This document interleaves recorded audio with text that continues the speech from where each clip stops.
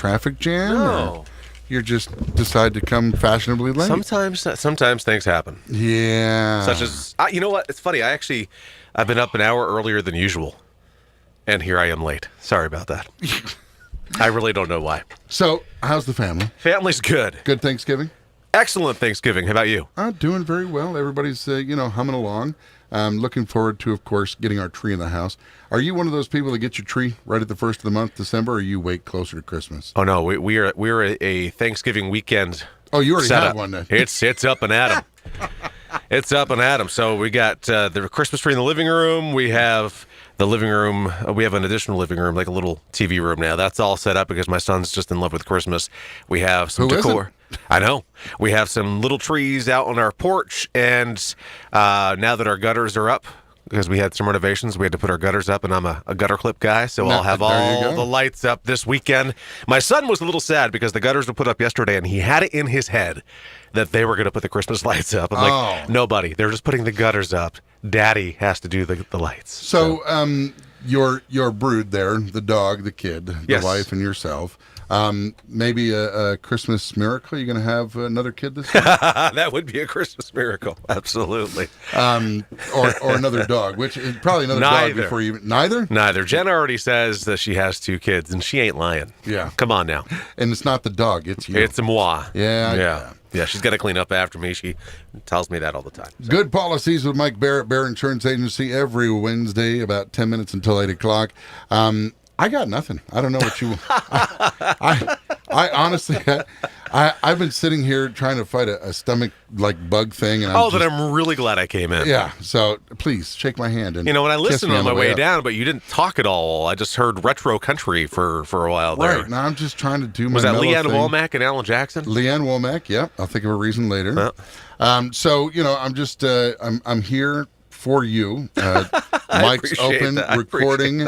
Now, awe us with something. I will. I actually had something. So, it goes to stuff coming across the desk.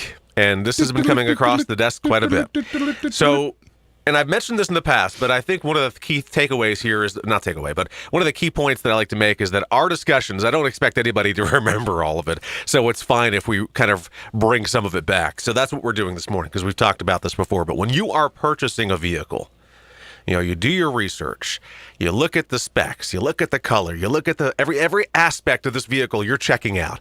You're negotiating, you're dickering, you're looking at options, you're calling different dealerships, you're doing everything. Then you buy the car, call insurance, and go, what do you mean it's that much money? Make us part of the process. Definitely make us part of the process. I've always done that. When I'm buying a car, I get a quote of how that will impact my auto insurance before I buy it. I would have never actually thought of that. It's really good to do. And the reason I say that is because there are people recently, and I won't say makes, models, or anything, but there is somebody who bought a vehicle, a larger vehicle is what they had before. They traded it in. They bought a smaller vehicle. The dealership even said, oh, yeah, your insurance will be cheaper. No, $375 more a year. How can they tell? They can't tell. They can't tell. I can't tell. Right. The data is in the VIN. So the 17-character VIN assigned to your vehicle is how we're going to determine what it costs. But there's been concern lately because of Florida and Texas sending vehicles to the Midwest.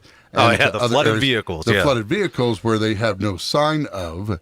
But shouldn't your Carfax or Carfax. Shouldn't that stuff have that in there? How can they bury that or just not put that on there? I don't know that they can, because if it was an insurance claim and the vehicle's been taken, I mean, when they're in these lots, I think it's got to be because insurance companies are putting them there. So they would be registered, and I'm sure that they would be reported on Carfax. So that's not a bad thing to do, too.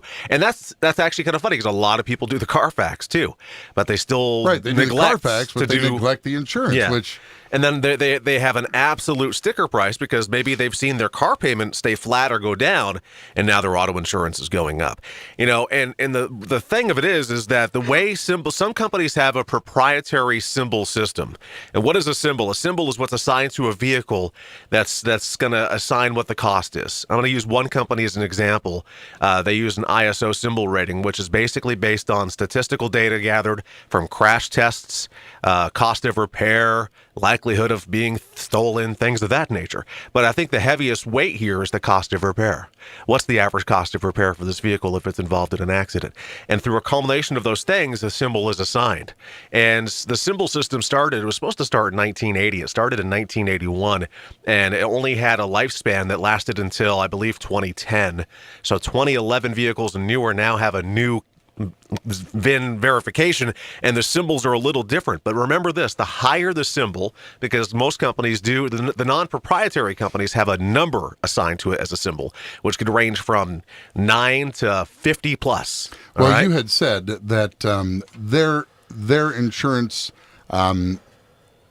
companies now have such an exact number for what does this piece on your car cost, and what does it cost to replace. So obviously, if I have a push button Prius versus a 2017 Saab, the Saab is going to be running me a little more in insurance. Maybe the Prius has some pieces that are harder to fix. Really?